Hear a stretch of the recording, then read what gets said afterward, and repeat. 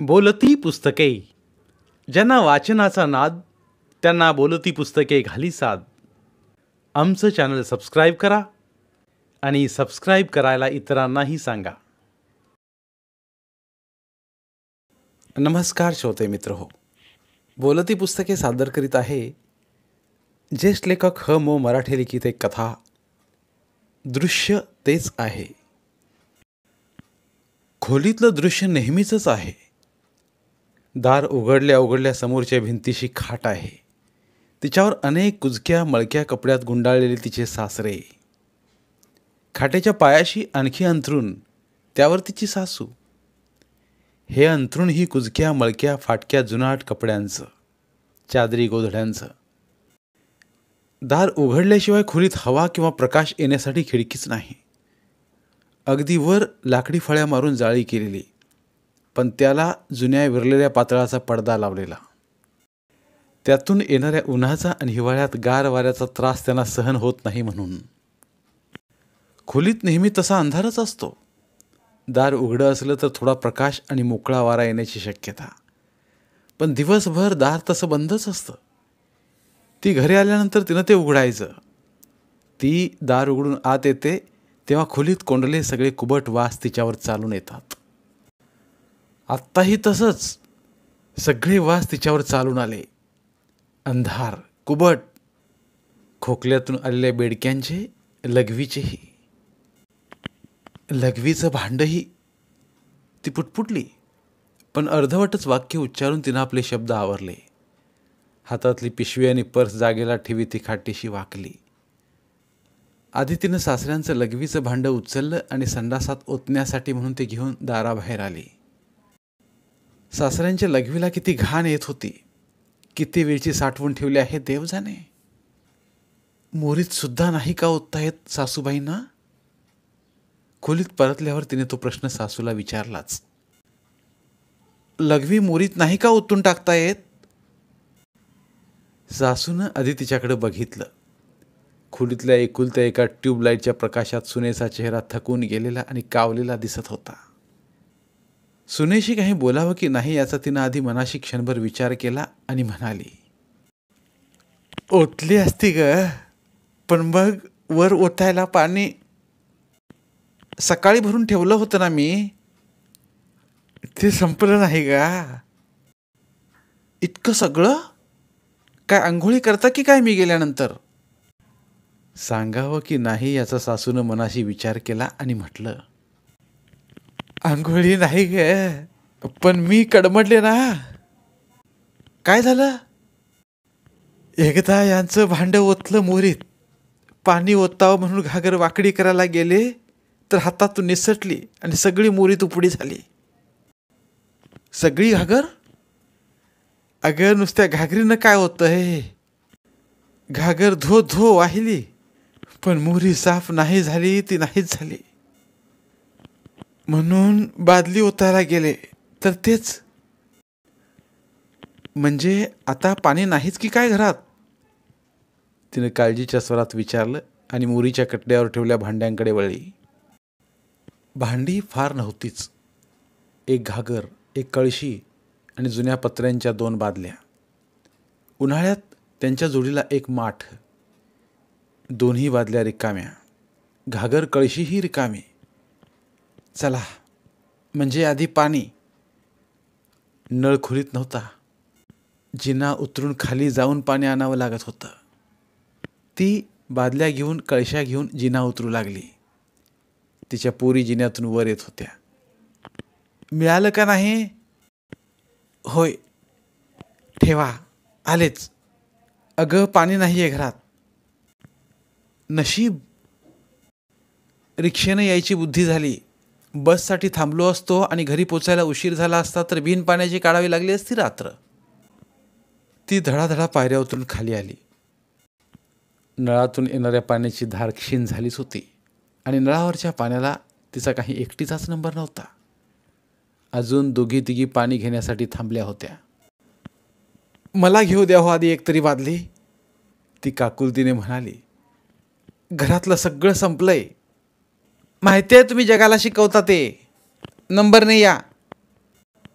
हा तिच्या शेजारणीनं तिच्या शिक्षिकेच्या नोकरीवरून मारलेला टोमणा. आता वाड्यातल्या सगळ्यांना माहीत झालं होतं. ती सकाळी 11 वाजता बाहेर पडते. जाताना दोन्ही पुरींना बरोबर घेऊन जाते. ती गेल्यानंतर तिचे म्हातारे सासू सासरे खोलीत असतात. त्यांना जिना उतरता येत नाही. खोलीतच त्यांचे बहुतेक विधी चालतात. संध्याकाळी म्हणजे संध्याकाळ चांगली टळून गेल्यावर, म्हणजे जवळजवळ रात्र व्हायला लागल्यानंतर आपली शाळेतील नोकरी आटोपून, 2 घरच्या शिकवण्या आटोपून मुलांना बरोबर घेऊन, तिचा नवरा दुसऱ्या कोणा बाईबरोबर नातेवाईक आहे म्हणे त्याची, कधी कधी तर तिला घेऊन इथं सुद्धा. अंधाराला किंचित छेद देणारा एक दिवा चौकात होता. त्याच्या क्षीण प्रकाशातही तिला दिसलं. शेजारच्या बाईच्या नजरेत हे सर्व म्हणणं साठलेलं आहे. कुत्सितपणा, टोमणा, टिंगल, टवाळी, दुसऱ्यांच्या जखमावर मीठ चोळून मिळणारा विकृत आनंद. तिनं आपली कळशी बादली मागं घेतली. घ्या बाई घ्या, आधी तुम्ही घ्या, मग उरलं तर मी घेते, ती नरमाईच्या स्वरात म्हणाली. घ्या म्हणजे घेणारच. उपकार करता की काय तुम्ही मला पाणी देता म्हणजे? भाडं भरतोय आम्ही सुद्धा. शेजारणीचा पवित्र भांडायचाच दिसत होता, पण आपणाला भांडायचं नाही. ताकद नाही तेवढी दिवसभराच्या इतक्या थकावटीनंतर. शेजारणीचं पाणी भरून झाल्यानंतर तिचा नंबर लागला. 1 कळशी भरली. बादली नळाखाली ठेवून ती कळशी खोलीत ठेवण्यासाठी म्हणून निघाली. तेवढ्यात नळाने पाणी गेल्याची खून म्हणून आवाज केला. हताशपणे तिने नळाकडे बघितलं आणि एक भरलेली कळशी आणि इतर रिकामी भांडी घेऊन ती जिना चढून वर आली. पोरीने कपडे न काढताच बाहेरून आणलेल्या पुड्या सोडल्या होत्या. केक, ब्रेड, बिस्किटं आणि पगारानंतरची एकुलती एक चैन म्हणून आणलेली 2-2 चॉकलेट्स यांची त्या वाटणी करीत बसल्या होत्या. ती जिना चढून वर आली.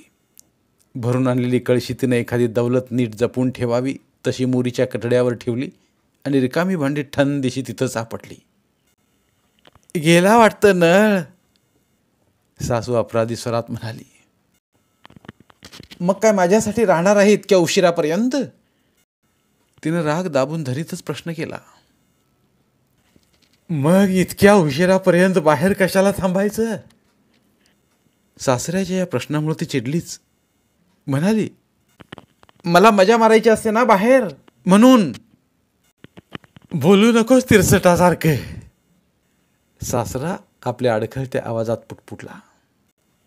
तिरसटासारखं जर तुम्ही बोलता तर बोलू नको का मी? तिने ठसक्यात प्रतिप्रश्न केला. त्यामुळे सासरा अधिकच चिडला. म्हणाला, लागली भांडायला. दिवसभर आम्ही इथं तुरुंगात टाकल्यासारखा असतो. संध्याकाळी घरी आलीस तर 2 शब्द नीट बोलशील, आमची चौकशी करशील की भांडायला सुरुवात करशील. मग तुम्ही असं कसं म्हणता, बाहेर कशाला थांबायचं उशिरापर्यंत? तुम्हाला माहीत आहे की मी कशासाठी थांबते उशिरापर्यंत ते? शिकवण्या करायला हव्यात ना? नुसत्या माझ्या शाळेच्या पगारात भागत नाही इतक्यांचं. शिकवण्या कराव्या लागतात. आणखी सुद्धा करणार आहे मिळाल्या तर. आई नको ग. ही थोरली, ती आता अवघी 8 वर्षांची आहे. पण आईच्या बोलण्यातला धाक तिला समजला. आई आणखी शिकवण्या करणार म्हणजे ती आणखी उशिरा येणार. तिची वाट बघत आणखी उशिरापर्यंत थांबावं लागणार. आई शिकवण्या करून न्यायला येईपर्यंत दोघींना दुसरीकडे थांबावं लागतं. शाळा सुटल्यानंतर त्या मावशीकडे जायच्या. तिथे दोघींनी थांबायचं, तिनं आणि अपर्णानं. अपर्णा दुसरीत आहे, ती तिसरीत. तिची शाळा सुटेपर्यंत अपर्णा वाट बघत थांबून राहते. मग ती आपल्या धाकट्या बहिणीला घेऊन एखाद्या समजूतदार मुलीसारखी मावशीकडे जाते. त्या दोघींना सांभाळणाऱ्या बाईंना मावशी म्हणायचं असं तिच्या आईनंच सांगितलं होतं. आधी आधी तिथं राहायला दोघींनीही फारच विरोध केला होता. रडून रडून अकांत केला होता.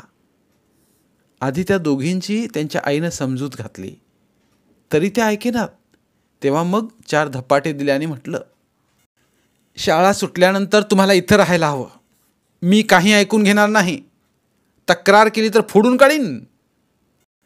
आणि मग त्यानंतर दोघींनी कधीच तिथं राहण्याबद्दल तक्रार केली नाही.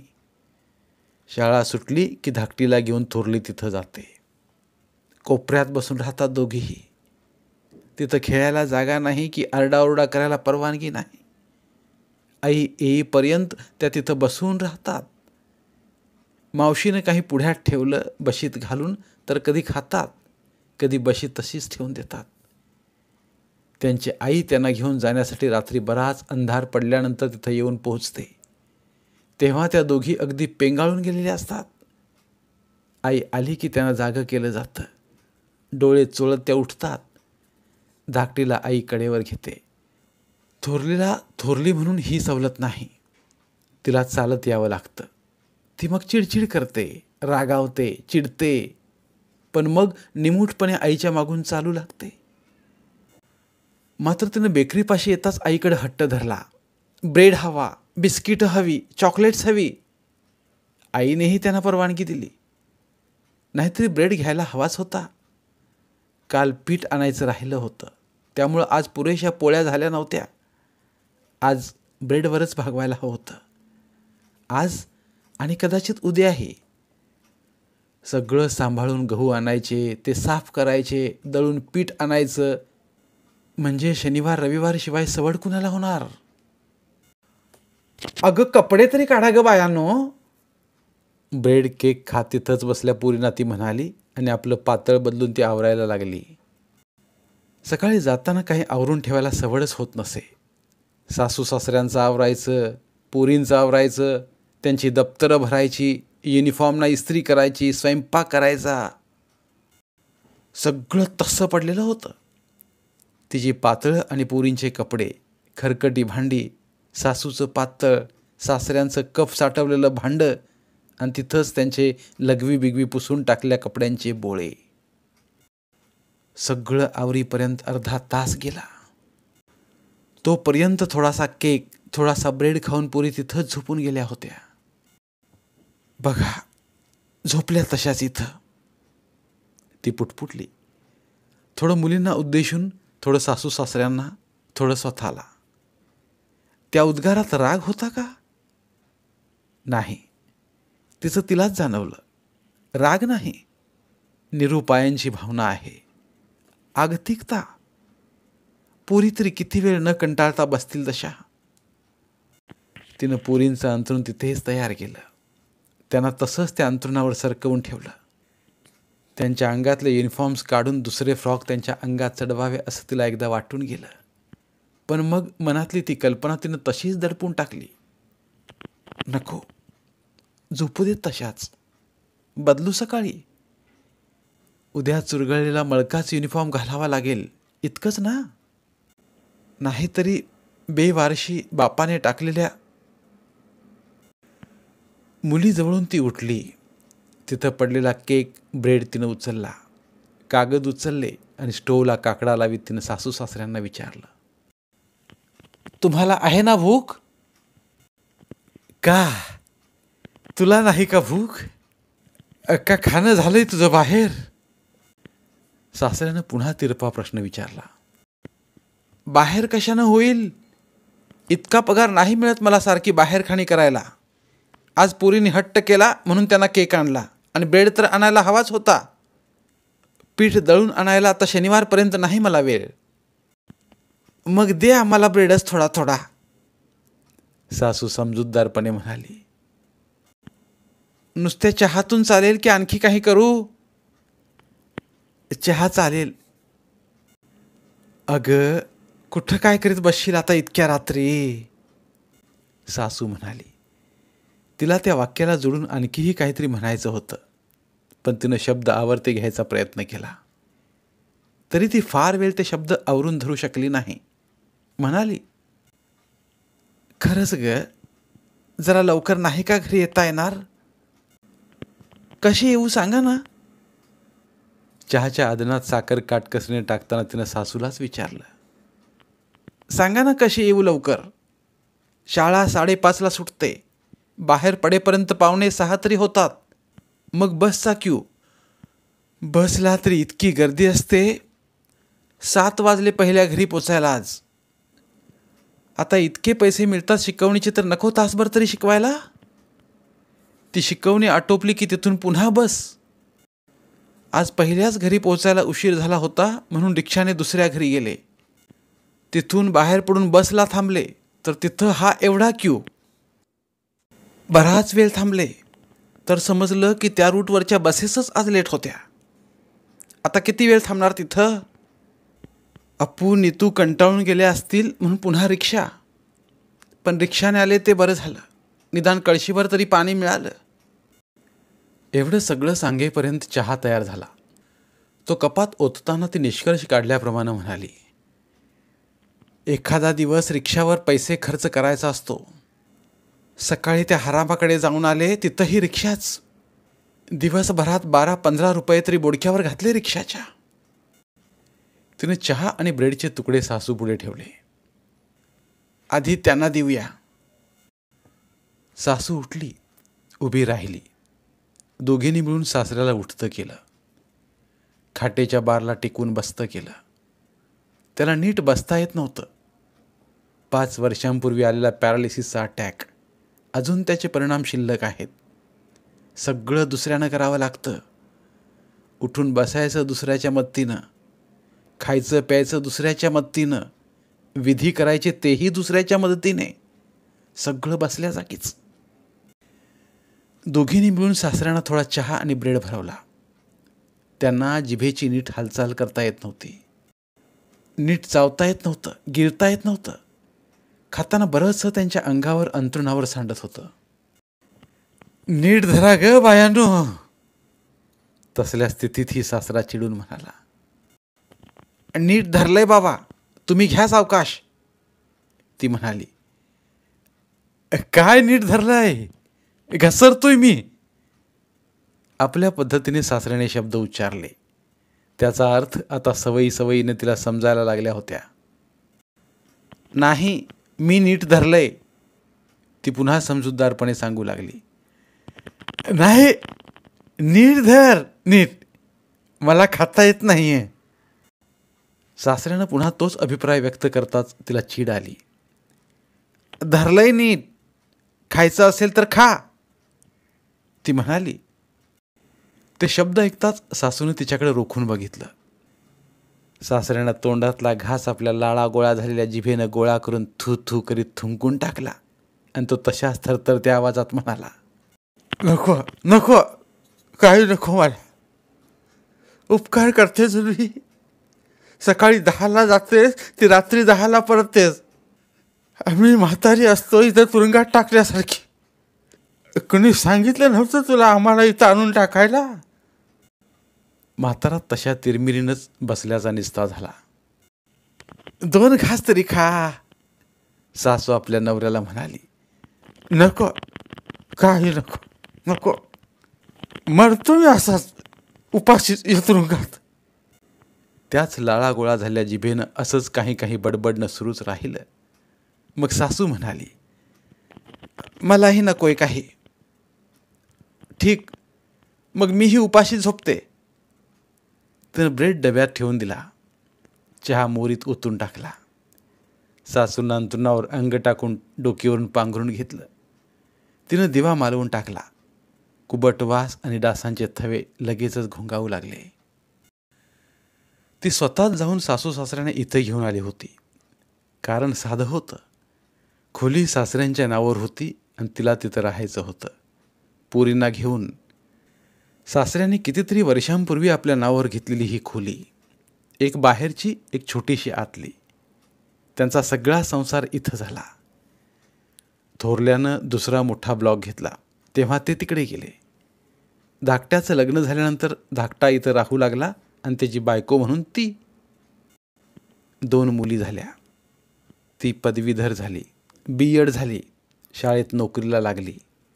एके दिवशी तिचा नवरा एका तरुण बाईला घेऊन आला. कोण ही? नात्यातलीच बाई आहे आपल्या, नोकरीसाठी आली आहे, इथं राहणार आहे काही दिवस, तिच्या स्वतंत्र जागेची सोय होईपर्यंत. 6 महिने झाले. या 6 महिन्यात तिनं त्या दोघांची बरीच जवळीक बघितली. अंग चटीला येणं, लाडे लाडे बोलणं, बरोबर बाहेर पडणं, उशिराबरोबर घरी येणं, कधी शॉपिंगचं निमित्त, कधी सिनेमाचं. एक दोनदा तो तिच्याबरोबर सुट्टीला तिच्या आईवडिलांकडे म्हणून गेला. आल्यानंतर तिनं चौकशी केली. खुदून तिनं फारच चौकशा आरंभल्या. तेव्हा त्यानं सांगून टाकलं, आम्ही मुंबईला गेलो होतो. हॉटेलात राहिलो नवरा बायको म्हणून, आणि ती इथंही तशी राहील. काय म्हणायचं आहे तुला? ती ऐकत होती. तो शांतपणे खुर्चीत बसला होता. शेजारच्या खुर्चीत ती बाई. तो खंबीर होता आणि ती अविचल. तो रोखून बघत होता आणि ती जेत्याच्या नजरेनं बघत होती. तुम्ही, नवऱ्याच्या कथनावर तिला काहीतरी म्हणायचं होतं, पण तिचे शब्द घशातच अडकून पडू बघत होते. माझं सांगणं फायनल आहे, त्यात बदल नाही. काय म्हणायचं असेल तुम्हाला तर पोरींना घेऊन आधी घराबाहेर व्हायचं. त्याचा एक एक शब्द असा ठाम होता, ठाम आणि पक्का, चिरेबंदी भिंतीसारखा. बाहेर हो? मी बाहेर हो? या 2 पोरींना घेऊन? तिनं थरथरत काहीतरी विचारलं. तो खुर्चीत बसला होता. उभा राहिला. 2 पावलं टाकून तिच्या पुढ्यात येऊन उभा राहिला. बायकोला आतल्या बाजूला ढकलत म्हणाला, बाहेर व्हायचं धैर्य नसेल तर आत व्हायचं, कायमचं आतल्या खोलीत. नोकरी करायची, पगार आणून माझ्या हातात द्यायचा. बाहेरच्या खोलीत काय घडतंय याची कधीही चौकशी करायची नाही. त्यानं तिच्या दंडाला धरलं. त्वेषानं तिला आत ढकललं आणि पाठोपाठ तिच्या दोघी पोरींनाही. खाटदिशी दार बंद झालं. तिनं आतून कितीतरी वेळ दारावर धडका मारल्या, ओरडली, किंचाळली, पण दार उघडलं ते एकदम सकाळीच. दार उघडल्यावर बाहेरचा प्रकाश आत आला. तिच्यासाठी तो फारच भकास होता. आणि नंतर तेच चालू राहिलं. सकाळी उठून तिनंच सगळं आवरायचं, पोरींचं आणि त्या दोघांचं. पोरींना घेऊन बाहेर पडायचं, त्यांना कुणाकडे तरी सांभाळण्यासाठी ठेवायचं. मग नोकरीवर जायचं, शाळेत शिकवायचं, वह्या पेपर तपासायचे, सहली न्यायच्या, स्वातंत्र्य दिनादिवशी राष्ट्रगीत म्हणायचं, मुलांना गोष्टी सांगायच्या, त्यांना हसवायचं. शाळा सुटल्यावर बाहेर पडायचं, कोमेजलेल्या चेहऱ्यानं बसलेल्या पोरींना घेऊन घरी यायचं, आतल्या खोलीत राहायचं. मधलं दार बंद झाल्यानंतर एके दिवशी तिनं धीर करून नवऱ्याला विचारलं, किती दिवस चालायचं हे? तू कोण विचारणारी? तुमची बायको. जाणत नाही मी बायको बिको कोणी. तुम्ही जाणत नसाल तर मी जाणवून देईन. कशी? हिला घराबाहेर घालवून.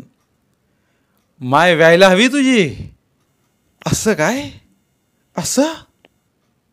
तिने म्हटलं आणि ती एकदम त्या बाईच्या अंगावर तुटून पडली. तिला खाली लोळवलं आणि तिच्या छाताडावर बसून बोकलू लागली. हे बघत तिचा नवरा स्वस्थ बसला नाही. तोही पुढं झाला. त्यानं केसाला धरून आपल्या बायकोला वर खेचलं आणि धडाधडा थपडाला घावल्या तिच्या थोबाडीत. ते वार सहन करीत तिनं नवऱ्याच्या बाईला लाथा मारल्या. नवऱ्याच्या मनगटाचा चावा घेतला. मोठ्यानं किंचाळली, कणली, विव्हळली, पण तरी नवऱ्याच्या हातातील दोरीचे तिच्या अंगावरचे फटके थांबले नाहीत. शेवटी ती प्रतिकार करायची थांबली. तोही दमला. त्यानं दोरी चबकासारखी हाती धरली आणि बायकोला फरमावलं, खबरदार, पुन्हा या विषयात काही बोललीस तर. बोलायचं असेल तर खोली बाहेर व्हायचं, नाहीतर हाकलीन मी एक दिवस. पुढल्या आठवड्यातच तो प्रसंग तिच्यावर आला. ती शाळा सुटल्यावर मुलींना घेऊन खोलीवर आली. आतून खोलीचं दार बंद होतं. तिनं कडी वाजवली, हाका मारल्या. मुलींना हाका मारायला लावल्या. बाबा, दार उघडा. बाबा, दार उघडा. कितीतरी वेळ मुलींनी हाका मारल्या. त्यांच्या हाका ऐकून शेजारी पाजारी जमले. त्यांनीही हाका मारल्या. दार उघडलं नाही तेव्हा कोणीतरी म्हणालं, पोलिसांना इन्फॉर्म करूया. बाई, तुम्हीही चला. ते ऐकून खोलीचं दार उघडलं गेलं. तिचा नवराच होता दार उघडणारा. खोलीच्या दारात उभं राहून तो ओरडला, कशाला ग किंचाळते हेच भडवे? जा इथून. काही संबंध नाही तुझा इथं. मी तुला सोडचिठ्ठी दिली असं समज. नाही कसा संबंध? नाही कसा? ते आपल्या नवऱ्यावर प्रश्नांची फैर झाडण्यासाठी म्हणून त्वेषाने बोलू लागली. पण नवऱ्यानं धाडकन खोलीचं दार बंद करून घेतलं. शेजारच्या बाईनं तिला निदान तिच्या पोरींना घरी बोलावलं तरी ती गेली नाही. म्हणाली, माझं आयुष्य असं उघड्यावर पडणार असेल तर एका रात्रीसाठी तरी तुमच्या आश्रयाला कशाला येऊ. रात्रभर ती तशीच आपल्या 2 पोरींना घेऊन चाळीच्या खाली चौकात पायरीवर बसून राहिली. सकाळ झाली. चाळीतली माणसं जागी झाली तरी अजून खोलीचं दार उघडलं नव्हतं. आई, आपण आता असं बाहेरच राहायचं? थोरल्या पोरीनं विचारलं.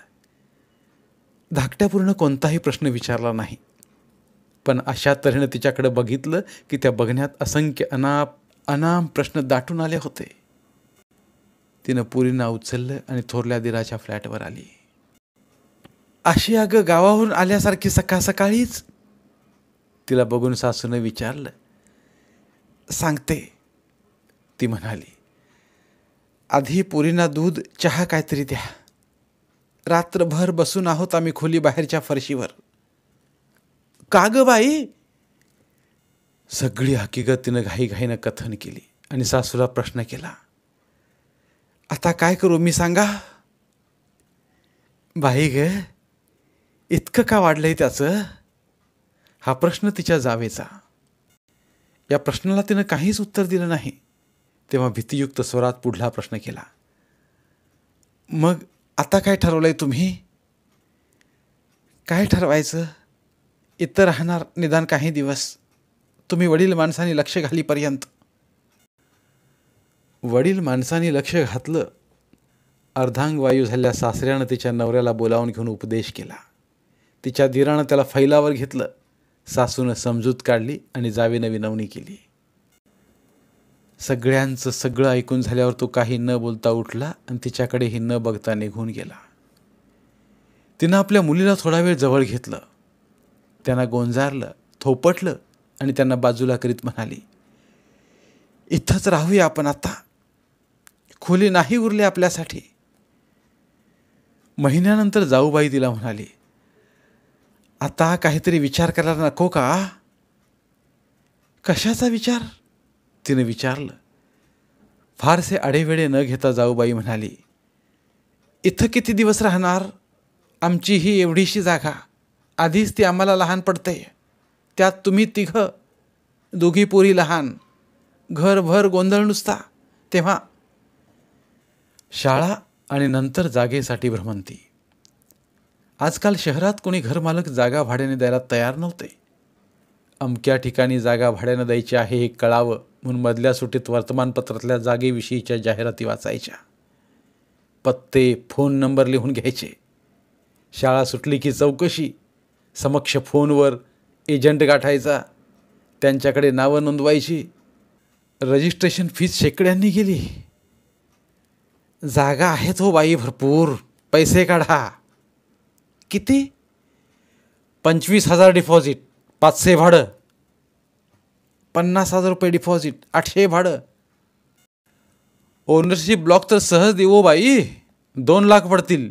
रेडी पोझिशन, वेल फर्निश्ड, लीजवर, भाड्याने. आकडे ऐकून ती भोळून गेली. जावेने विचारलं, काय जमतंय की नाही तुमचं दुसऱ्या जागेचं? नाही हो, खूप भटकते मी. मग पैसे कुठून आणून इतके? 25,000, 50,000 आणि भाडी तर किती? माझा पगार किती? त्यात इतके पैसे कसे असणार माझ्याकडे? जाऊ आपल्या नवऱ्याला म्हणाली, किती दिवस राहायची ही माणसं इथं? अगं पण त्यांना सोय बघायला सांगा दुसरीकडे. अगं पण पैसे द्या त्यांना कर्जाऊ 10-15,000. जागा घ्या म्हणावं दुसरी, 20-25 हजारात मिळते ना. उरलेलं कर्ज घ्या म्हणावं सोसायटीकडून किंवा बँकेकडून. पगारवाल्यांना मिळतं ना कर्ज हल्ली. मग झालं तर बघतो. नुसते बघू नका, करा काय ते. आज 4 महिने झाले. आपली माणसं खरी, पण शेवटी विचार करायला हवा का नको आपल्याही सोयीस गैरसोयीचा. 2-4 दिवस विचार करून धीर तिला म्हणाला, तशी तुमची परिस्थिती नाजूकच आहे, पण या परिस्थितीत आम्ही तरी काय करणार. तुम्ही असं राहायचं, आमच्या बंधूंचं सगळं मान्य करायचं की घटस्फोट घ्यायचा ते तुम्ही ठरवा. पण सध्या म्हणजे अगदी लगेच नव्हे, पण लवकरच विचार करायला हवा तो तुमच्यासाठी वेगळ्या बिऱ्हाडाचा. आमची जागा 3 खोल्यांची खरी, पण एक आईबाबांनी अडवलेली खोली, एक स्वयंपाकाची. शेवटी किती झालं तरी एकमेकांच्या सोयी गैरसोयींचा विचार हा करावाच लागतो. आम्ही तुमच्या गैरसोयीचा केला, आता तुम्ही आमच्या. पण पैसे कुठून आणू जागेसाठी? हजारो रुपये. त्याची व्यवस्था काहीतरी करता येईल. मी करतो 10-15 हजारांची सोय, अर्थात कर्ज म्हणून. तुम्ही तुमच्या शिक्षकांच्या सोसायटीकडे मागा 5-7 हजार. एवढ्याचा हप्ता किती होईल महिन्याला? तिनं धास्तावलेल्या स्वरात विचारलं. तरी 500च्या घरात जाईलच, सगळे मिळून 20,000 तरी. म्हणजे डिपॉझिटसाठी काढलेल्या कर्जावर इतका हप्ता? शिवाय भाडे 200-300 इतकं करून मी खाऊ काय, माती की राख? तिनं हताश उद्विग्न स्वरात विचारलं. आहे, ही परिस्थिती अशी आहे, धीर म्हणाला. त्रागा करून काही होत नाही. परिस्थितीवर मार्ग शोधावा लागतो. काय मार्ग शोधू? काहीतरी जादा उत्पन्नाचा मार्ग, शिकवण्या करून, काहीही. कुणीतरी तिला सुचवलं, इतके पैसे घालून भाड्याची जागा कशाला घेता? भाड्यापरी भाडं जातं. डिपॉझिटची पावती दिली तर दिली. शेवटी कितीही भाडं भरलं तरी आपण भाडे करू ते भाडे करूच. तेही कुठलंही कायदेशीर संरक्षण नसलेलं. कधीही घरमालकाला अधिक पैशांचा मोह झाला की तो हर प्रयत्नाने तुम्हाला काढणार, हाकलणार. म्हणजे तिथले पैसेही बुडायचा धोका. त्यापेक्षा असं का नाही करत? कसं? ओनरशिपच घ्या. माझ्या ओळखीचे एक बिल्डर आहेत, त्यांच्याकडे स्वस्त फ्लॅटच्या स्कीम्स आहेत. शिवाय ते सरकारी कर्जाची हमीही देत आहेत. म्हणजे डिपॉझिट पैशात स्वतःचा फ्लॅट. भाडं भरणार तेवढा हप्ता भरलात की झालं. रिटायर व्हाल तोपर्यंत स्वतःचा फ्लॅट मोफत होऊन जाईल. सध्याच्या तुमच्या परिस्थितीचा विचार करता म्हणजे आता तुम्ही तशा एकट्याच राहणार. मुली काय मोठ्या झाल्या की लग्न होऊन आपल्या घरी जाणार, तेव्हा. तिनं कर्ज घेतलं, बिल्डरकडे पैसे भरले, स्वतःचा फायदेशीर फ्लॅट मिळवायची वाट बघत बसली. महिने गेले, वर्ष गेली, ती वाट बघत राहिली, पण फ्लॅट मिळाला नाही. बिल्डरकडे तक्रार केली तर उत्तर मिळे, बाई, बांधकामात अडचणी येतात, सिमेंट मिळत नाही, मटेरियल दिसत नाही, ते मिळत नाही, फुल पेमेंट झाल्याशिवाय फ्लॅट कोण देणार तुम्हाला? तिनं रडत रडत आपली गरज सांगितली तर उत्तर मिळे, बाई, दमानं घ्या, आपण तुमचा फ्लॅट देईल, पण दमानं घ्या, गडबड करून कामं खराब करू नयेत. ती निमूट परते. शहराच्या एका भागातली शाळा करायची, दुसऱ्या भागातल्या शिकवण्या करायच्या, तिसऱ्या भागातल्या दिराच्या घरी परतायचं. ती घरी परते तेव्हा चरकातून काढल्या चिपाडासारखी होऊन परते, आणि तिच्या पोरी उदास, पोरक्या, दबलेल्या, नकोशा बसून असत. बाई, कधी व्हायचा तुमचा फ्लॅट? जावेनं पुन्हा त्रागा करीत चिडीच्या स्वरात विचारलं. तुम्हाला माहिती आहे काय चाललंय ते? पैसे इतके भरलेत, ते भरून इतके दिवस झाले, अजून कशाचा कशाला पत्ता नाही. मी आपली चौकशी करण्यासाठी हेलपाटे घालते. आज वर्ष झालं पैसे भरून, अजून कशाचा पत्ता नाही. पण आता आम्ही किती दिवस गैरसोय सहन करायची? जावेने संतापून विचारलं. मग मी तरी काय करू? तिनं गुदमरत्या स्वरात विचारलं. काय वाटेल ते करा, पण इथून उलथा इथून. जाऊ त्वेषाने म्हणाली. फ्लॅट मिळत नसेल तर झोपडपट्टीत जाऊन राहा, काही लाज वाटायला नको. हल्ली शिकली सवरलेली माणसं पण राहतात झोपडपट्टीत. झोपडपट्टीत राहायची कल्पना तिनं मनासमोर आणून पाहिली. दोघी मुली आणि आपण सकाळी जाणार, त्या रात्री परतणार. तोवर मुलींनी झोपडीत बसून राहायचं, नाहीतर झोपडपट्टीतल्या घाणीत खेळायचं. नाही सगळं उघड्यावर. सगळ्या कल्पनेनंच तिच्या अंगावर शहारे आले. लवकर ठरवा काय ते, जाऊबाई पुन्हा बजावून म्हणाली. एकदा घटस्फोट मिळाला म्हणजे नंतर काय संबंध उरणार आहे तुमचा आमचा? हे बोलणं ऐकत तिचा दीरही तिथं उभा होता. तिनं दिराकडं बघितलं, पण त्याच्या नजरेनं व्यक्त केलं ते बायकोच्या कथनाला अनुमोदनच. दुसऱ्या दिवशी सकाळीच ती बिल्डरच्या दारात जाऊन उभी राहिली, सोबत दोन्ही पुरींना घेऊन. बोला, कधी देता माझा फ्लॅट? तिनं त्याला विचारलं. आज जाऊबाईंनी आम्हाला घराबाहेर व्हायला सांगितलंय, झोपडपट्टीत जाऊन राहायला सांगितलंय. 1.5 वर्ष झालं पैसे भरून. 6 महिन्यात तुम्ही ब्लॉक देणार होतात. आता सांगा, मी कुठे जाऊ या 2 पोरींना घेऊन? ती संतापाने धगधगत होती, फसवणूक झाल्याच्या भावनेने थरथरत होती. बिल्डर शांतपणे म्हणाला, काहीही सांगता येत नाही बाई. मग मी करू तरी काय? झोपडपट्टीत जाऊ? झोपडपट्टीत जा, नाहीतर जहन्नम में. खाली पिली माझ्या डोक्याला कटकट करू नका. होईल तेव्हा घर भेटेल, तोवर काय पण विचारायचं नाही. बिल्डर आपल्या गाडीत बसला, भुर्र निघून गेला.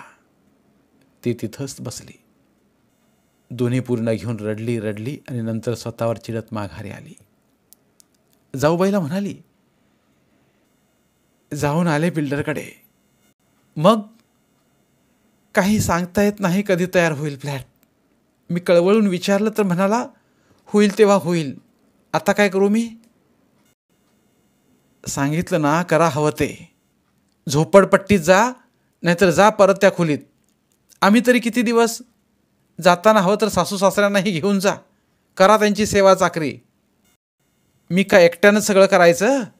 सगळं सोसायचं? तुम्ही उठणार, नोकरीला जाणार, शिकवण्यांना जाणार, पोरींचं सगळं मी करायचं, सासू सासऱ्यांचं मी करायचं. नाही झेपायचं आता मला. सासऱ्यांचं सगळं अंग लटपटतंय आणि सासूबाईंना धड उभंही राहता येत नाही. सासरे बुवांचं तर हगणं मुतणं सुद्धा अंथरुणात. त्यांचं हगणं काढायचं कुणी? मी? नाही जमायचं मला आता. ते माझे सासू सासरे आहेत, तसे तुझे पण आहेत. पण एकदा घटस्फोट झाल्यावर काय संबंध उरणार त्यांच्याशी माझा? तुम्हीच तर म्हणाला तसं. ते नंतरचं, होऊ दे आधी घटस्फोट. तो होणारच, आज नाही आणखी 6 महिन्यांनी. पण मी आता त्यांची बायको म्हणून राहायला तयार नाही, कधीच नाही. पगार मागितला दिला, वायरनं मारलं सहन केलं, घराबाहेर काढलं सहन केलं. पण हे कधीच नाही. सहनशक्तीच्या पलीकडे गेलंय सगळं. माझ्याही सगळं सहनशक्तीच्या पलीकडे गेलंय. ही गर्दी तुम्हा सर्वांचं करणं. 8 दिवसात इथून हला, मी शेवटचं सांगते. आणि तिथंच असणाऱ्या आपल्या नवऱ्याला उद्देशून ती म्हणाली, नाहीतर मी बाहेर होते. एक काय ते ठरवा. ठरवायचं काय त्यात? नवरा म्हणाला, थोड्या दिवसांची सोय म्हणून ठीक आहे, ती केली. पैसे हवे दिले, आता आणखी? ती काय समजायचं ते समजली आणि निमूटपणे मुलांना शिकवण्यासाठी बाहेर पडली. तो सासऱ्याला म्हणाला, आपण माघारी जाऊया.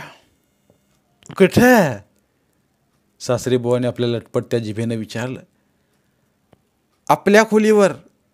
ती म्हणाली, मी करीन तुमचं सगळं, तुमचं आणि सासूबाईंचं. आता थकला तुम्ही. इथं जाऊबाईंनी तरी किती काय काय करायचं. चला जाऊया उद्या. अगं पण तो आणि ती, त्यांना तुम्ही सांगा खोली बाहेर जायला. कसं काय? खोली तुमच्या नावावर आहे ना, मग त्यांना सांगा, मी आणि ही आणि 2 नाती इथं राहू. खोली माझी आहे, तू बाहेर हो तिला घेऊन, त्यासाठी विला. सासऱ्यांना आपल्या लटपटत्या जिभेनं विचारलं, करशील माझं सगळं? करशील? करीन. का कंटाळशील? नाही कंटाळणार. माझं हगणं मुतणं? हो ते सुद्धा. पण तुम्ही चला, मला आसरा हवा आहे, आसरा. अर्धांग झालेला सासरा, थकून गेलेली सासू आणि 2 पोरी यांना घेऊन ती चाळीतल्या खोलीत आली. त्यावेळी तिचा नवरा तिथंच होता, सोबत ती बाई. तू इथं कशी? नवऱ्यानं विचारलं. पण तिनं नवऱ्याच्या प्रश्नाला काहीच उत्तर दिलं नाही. दिलं ते सासऱ्यानं. त्याच्यात क्षीण, निशक्त आणि लटपट त्यात जिवेत कुठून तरी बळ संचारलं आणि तो पोराला म्हणाला, कशी? इथं कशी? मी इथं आलोय म्हणून ती इथंच राहील. तू बाहेर हो. या वयेसकट तू बाहेर हो. हो, खोली माझ्या नावावर आहे आणि मी अजून जिवंत आहे. बापाचे शब्द ऐकून तिचा नवरा त्वेषाने बापाच्या अंगावर धावून गेला. पण बापाच्या निशक्त शरीरातही कुठून तरी बळ आलं होतं. किंचाळला, बाहेर हो, बाहेर हो, आधी बाहेर हो, नाहीतर कपाळात काठी घालीन तुझ्या. पोलिसाला बोलावून हाकलून देईन माझ्या खोली बाहेर. बापाचा अवतार बघून तो बाहेर पडला आणि तेव्हापासून खोलीत ठराविक दृश्य दिसू लागलं. समोरच्या भिंतीशी पॅरालिसिसने जायबंदी होऊन पडलेला सासरा, खाटेच्या पायथ्याशी विकलांग सासू, तिची शाळा, नंतर दूरदूरच्या शिकवण्या, नंतर सांभाळण्यासाठी ठेवलेल्या थकून बागून गेलेल्या पुरीला घेऊन घरी परतायचं. खोली आवरायची, सासऱ्याच्या हगण्या मुतण्याची भांडी स्वच्छ करायची, त्यांचं मुताचं बोळं धुवून टाकायचं, सासूचे पायचे पोरक्यासारख्या वाढणाऱ्या 2 पोरींना पोटाशी घेऊन अर्धपोटी झोपायचं. दर 2 दिवसाआड बिल्डरच्या घरी चक्रा मारायच्या, कर्जाचे हप्ते फेडायचे, अधूनमधून नवऱ्याच्या वाटेत गाठून दिलेल्या धमक्या ऐकून घ्यायच्या. पगाराच्या दिवशी त्याने दिलेल्या धमकीला घाबरून त्याला पैसे द्यायचे. तू या तुरुंगात आणून टाकलंस हे सासऱ्यांचे शब्द ऐकायचे आणि तो दीर्घकाळ जिवंत राहावा म्हणून देवाची प्रार्थना करायची. गेली 2.5 वर्ष हेच चालू आहे. परवा, काल, आजही. सकाळ झाली. ती होण्यापूर्वीच सासू जागी झाली होती आणि त्याही पूर्वी तिचा सासरा. तो जागा होऊन जागच्या जागी विवळत होता, कणत होता, चिरंगत होता. बघ कशी निजली अजून, तो आपल्या थरथरत्या आवाजात चिडीनं उद्गारला.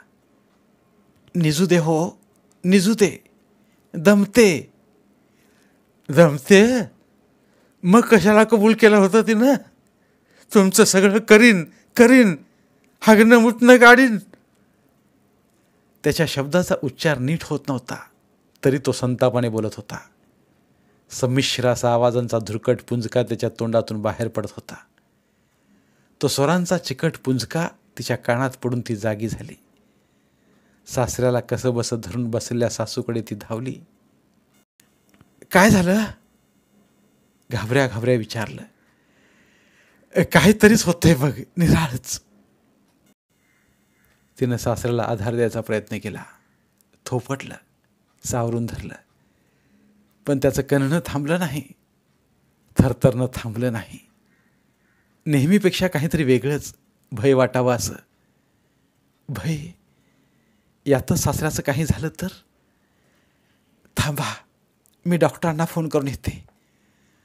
डॉक्टर आले. औषध, इंजेक्शन. काय झाले डॉक्टर? जिन्यातून उतरताना तिने डॉक्टरांना विचारलं.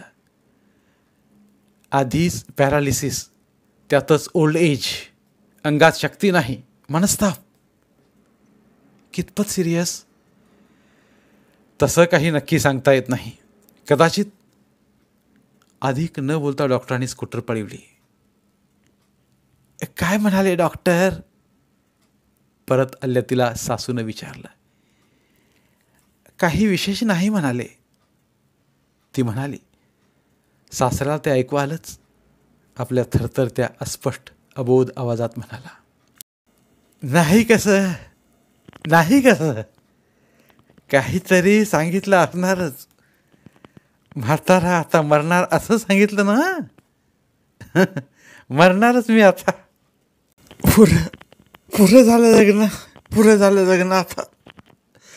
असं लोळा गोळा होऊन जगण्यापेक्षा मरण बरं. देवा देवा, सोडव या यातनांतून.